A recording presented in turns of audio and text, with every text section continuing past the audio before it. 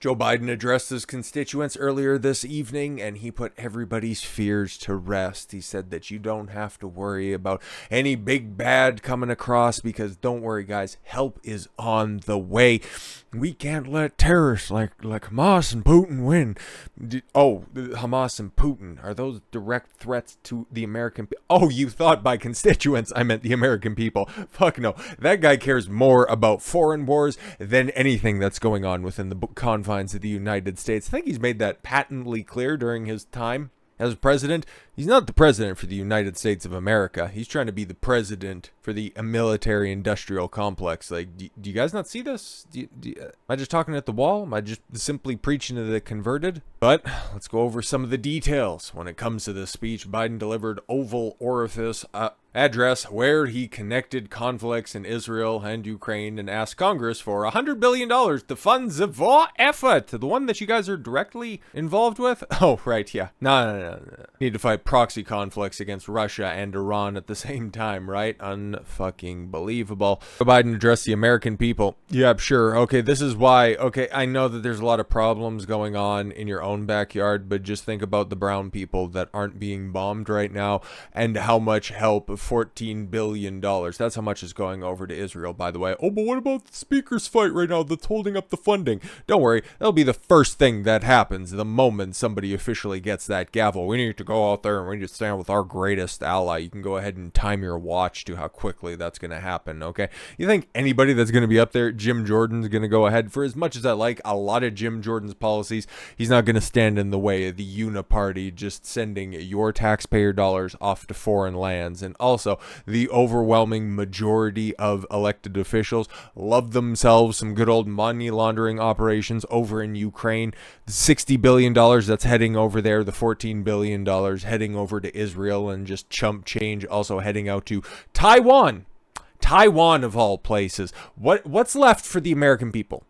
What's left for its actual allies? Nothing. Not a fucking thing.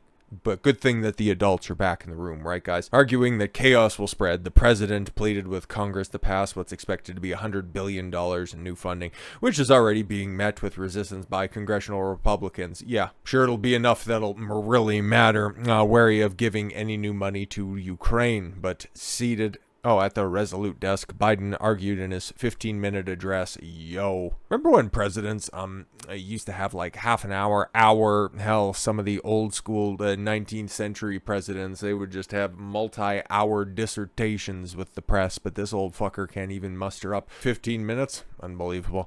Addressed that Russian President Vladimir Putin and the terror group Hamas responsible for the bloody October 7th attack on Israel. Oh yeah, and also bombing their own people at the hospital or the parking lot. We got some more information on that, don't worry.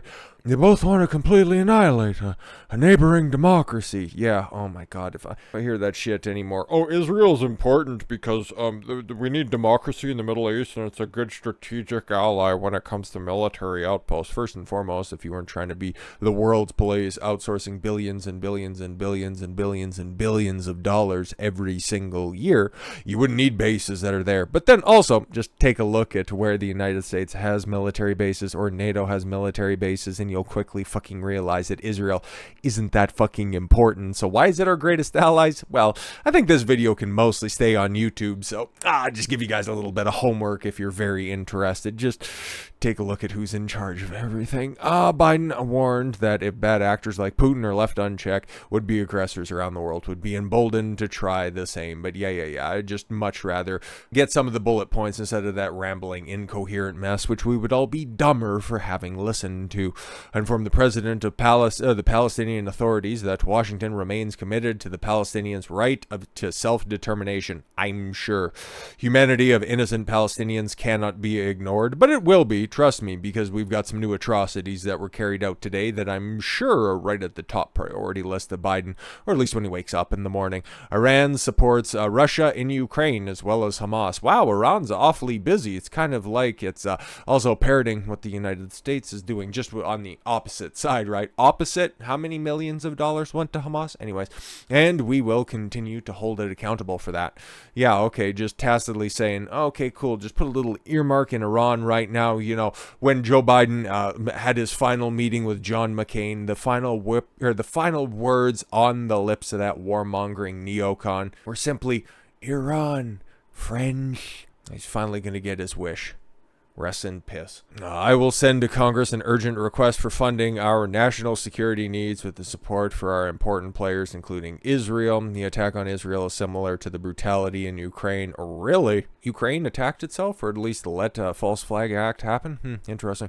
We will make sure that the Iron Dome, which was so instrumental in fighting off those basic bitch missile attacks from the Hamas terrorists, interesting, continues to guard the airspace over Israel. It's done such a great job. Right, guys? We will make sure that the other hostile parties in the region know that Israel is stronger than ever. Yeah, it's so strong that they need somebody else to fight their wars for them. Hamas and Putin are united by a desire to annihilate neighboring democracies. It's almost like the Middle East, which was kind of completely and totally crystallized after the Afghanistan debacle. The Middle East, for the most part, could give two fucks about democracy. They're going to go ahead and rule however the fuck they want to rule. How many democracies are in Africa? How many nation building efforts do you have over there? Oh, right, not enough oil or resources that you'd find useful right now, right? Ensuring the success of Israel and Ukraine is essential to American national security. How? How? Please outline that. Nope, moving right along. We will continue to hold Iran responsible. How does Iran play into this? Do you have any more hostages that you need to go ahead and exchange for copious amounts of money? No? Okay. During my discussion with Israeli leaders, this is Biden, by the way, I don't know any of those fuckers, I was able to reach an agreement on sending the first shipment of humanitarian aids. Yeah, we know. And we also see, might as well go ahead and jump ahead on that one, because, yeah, we've actually got information as to how that humanitarian aid is being carried out. So Egypt State News Agency says border will be open tomorrow for awaited aid shipment into Gaza. Oh, the Rafah border crossing, the only one that goes into Egypt, you know, the one that's been bombed by the IDF.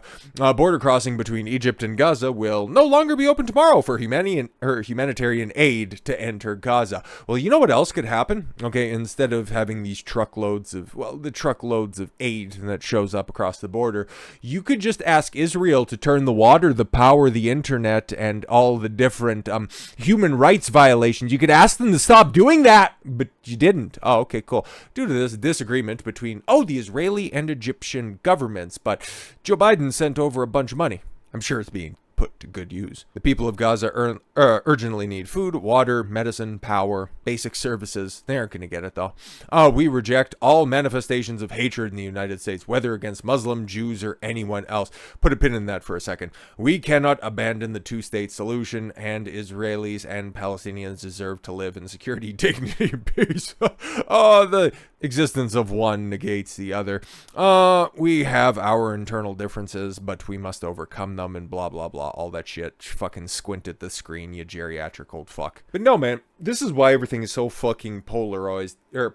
Polarized? No, polarized. It doesn't need to be on a picture that you need to shake in order to develop. But every dumb fuck for all of the different points that were brought up in there, all of which are detestable, this is going to be the one that everybody runs with. I know many of you in the Muslim American community are outraged yourself, saying, here we go again with Islamophobia, dress we saw after 9/11. That's the only thing that they're going to run with. Oh, look at that. Joe Biden thinks more about what happened to the Muslims after 9/11 than to hold them accountable. Let's just glass the area, right? All of that fucking dumb shit. This is why, man, for all of the people that have been pointing out all of this fucking Zionist nonsense for years, decades, generations at this point in time, this is why they probably feel like they've just been banging their heads against the wall for as long as they have, because you know why? All of this shit just ends up getting conflated with fucking nonsense. Yeah, leftists normally take up the cause of a free Palestine, okay? Not because they know the ins and outs of the situation, but because they think it sounds good, and normally they would try to co-opt more groups into their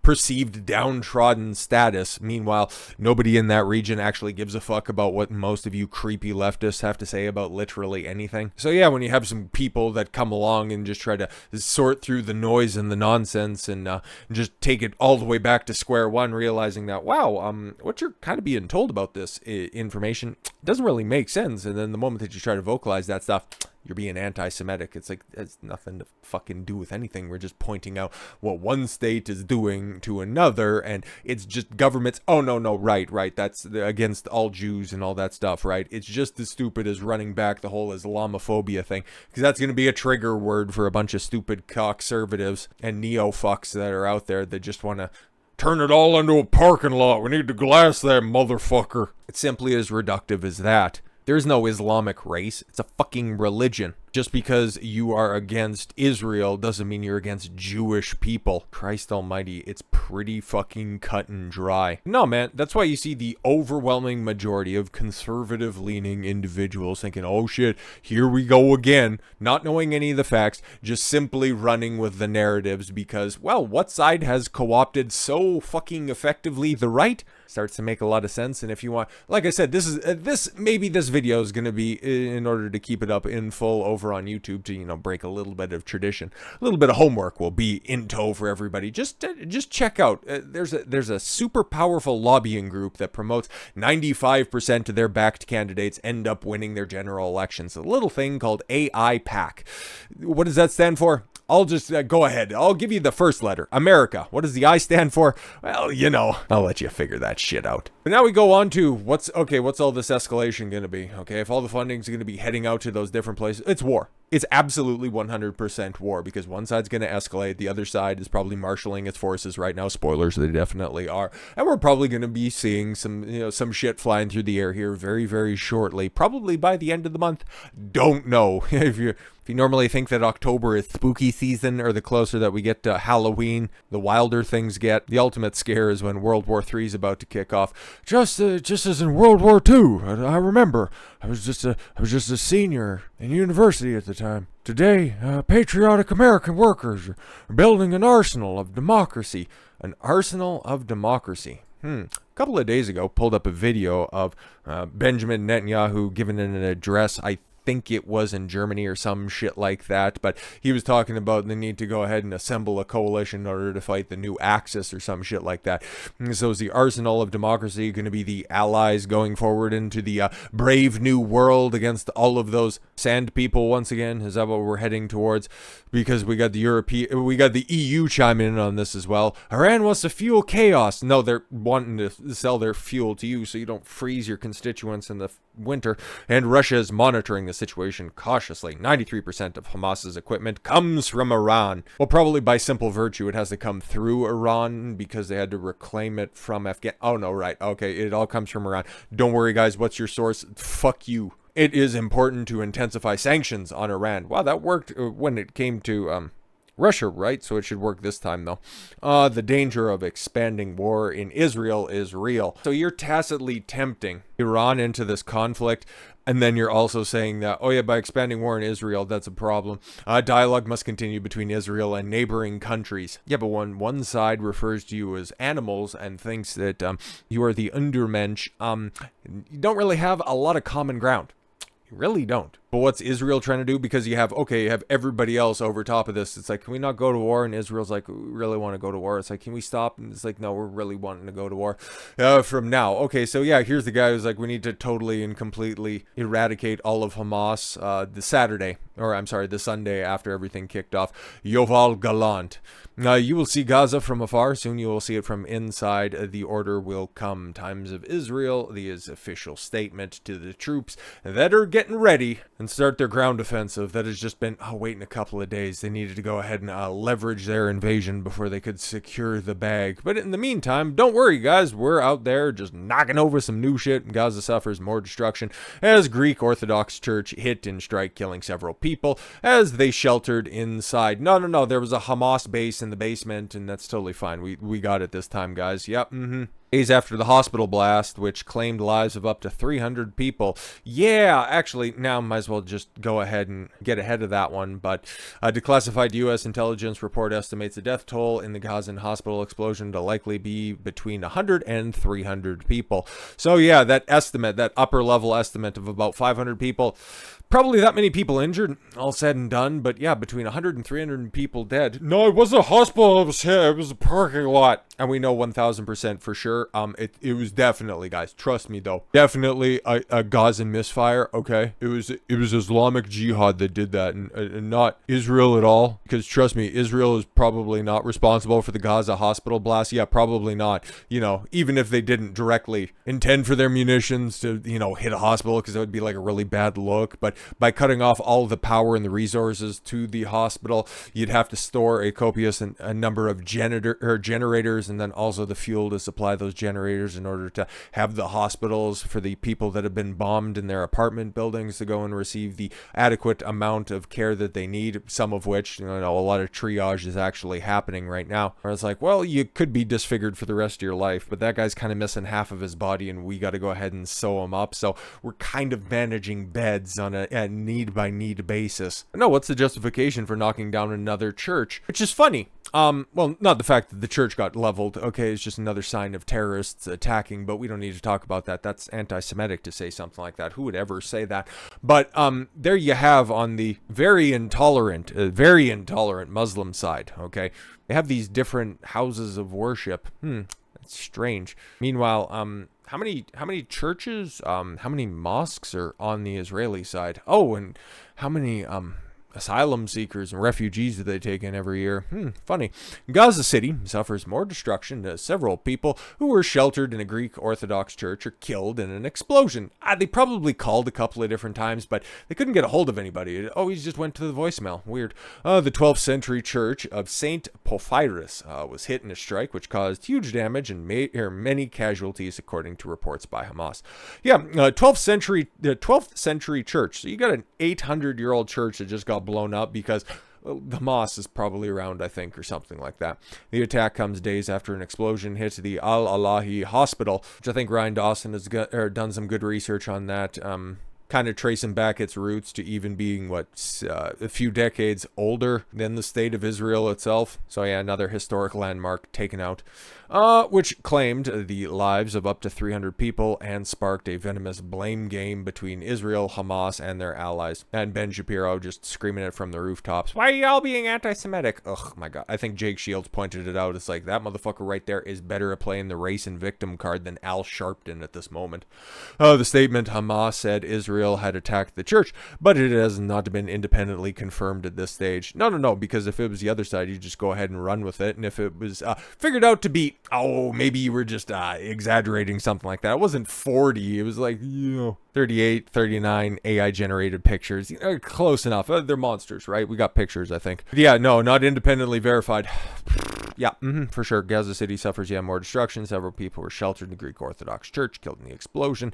There's some, at least she's not killed, okay? She's still alive, so that's fantastic. And then, of course, earlier today, U.S. warship attacked from Yemen. Pause. I've got a lot of different concerns when it comes to this one. I'm finding this to be very, very strange. Yemen has basically cross-continental missile capabilities. Like, how did you hit a warship that would have been on the east coast of the United States? You've got missiles that can go ahead and traverse the Atlantic Ocean. That's awful. Oh no, right. This is one of the 2 aircraft carriers that are over in the Mediterranean. Oh, okay. And it wasn't that the Yemens were shooting at the aircraft carrier. It's that it took the step to shoot it down because it might have been firing. It is. Oh, okay. So we're like in this war, huh? Okay. U.S. Navy warship operating in the Middle East intercepted multiple missiles fired by Iranian-backed Houthi militants in Yemen. Well, U.S. officials said that they can't 100% confirm. It's close enough, right? Because to say anything else, it would be anti-Semitic. Was the target. It comes amid increased threats by Iran-backed groups since the Israeli-Hamas war. But isn't it fair? Because Iran has said a couple of different times, you need to knock it off. I think that, what is it, the 3-call rule over in the Middle East? Listen, we told you we were gonna bomb your house, and you didn't leave, so it's totally justified. Hamas is hiding behind civilian shields, yeah, because people living their lives in their apartment buildings deserve to be bombed, but it's totally fine. You can go ahead and just hand wave that away when you say that, yeah, we put out information. We told them, we dropped leaflets to go ahead and leave, okay? Like, I don't know why they're so butthurt about this. The USS Carney transited through the Suez Canal on the Red Sea on Wednesday. Oh, which just there to take in the sights and potentially recover some of the remains of the USS Liberty. But anyways, no. They're just there on a diplomatic mission, right? Just like the 2,000 Marines that are there that are also just there as in advisory roles. All of this shit is so fucking taxing, man. And I don't know, we've never been closer to World War III in my lifetime. Now, with the money spigot beginning to flow, so the moment that an official speaker gets put into place, he might bicker over the, 60 billion is a lot to send to Ukraine, but 14 million, are you sure the Israelis don't need a little bit more than that? Because we can go ahead and, trim a little bit over. Your taxpayer money is going to fund what is ultimately going to be the kickoff to another round of Middle Eastern wars that have been going on longer than I've been alive, and potentially, could be going on longer than I will be alive. So yeah, strap in, and if you're of 18 to 35 years old, potentially get ready to strap up as well. So with all that said, thank you all very much for the gift of your time. I've been Don Consuelo. I want you to follow your gut and get after it. Take care, everyone.